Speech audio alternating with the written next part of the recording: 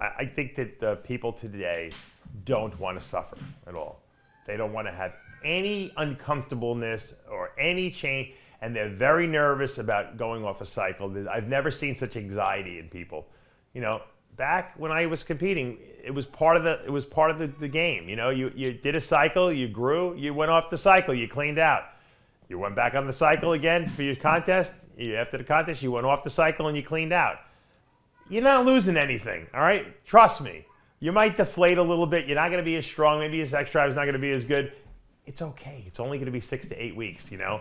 And guess what? The first 4 weeks, you're still going to have all those drugs in your system because they don't leave immediately. The second you stop taking your last injection doesn't mean the next day you have nothing in your system. It takes 3 to 4 weeks for the stuff to come out of your system. So stop being a baby, okay?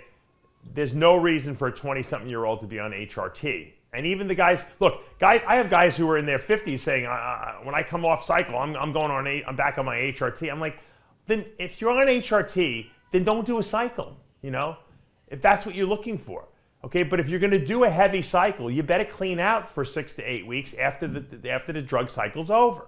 You do your HCG, you do your Clomid, that takes 4 weeks, so you're really still on something, and then you go 4 weeks on nothing, and then you go back on. It's not a toxicity issue, okay? Because we know HRT is not toxic.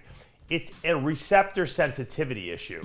If you're always staying at a higher level, even on HRT, that's higher than what you're normally going to produce. Your androgen receptors are not going to increase their receptivity to the point that they would if you went off cycle completely. Because when levels dip really low, what happens is the androgens, the cells think that there's not enough androgen present. The cells think there's not enough androgen receptors to accept what's out there. They don't know that you just did a cycle and now you have nothing left in your system because they're so used to a certain level of testosterone in the system. So what happens is the cells start to produce more androgen receptors on the nucleus of the cell.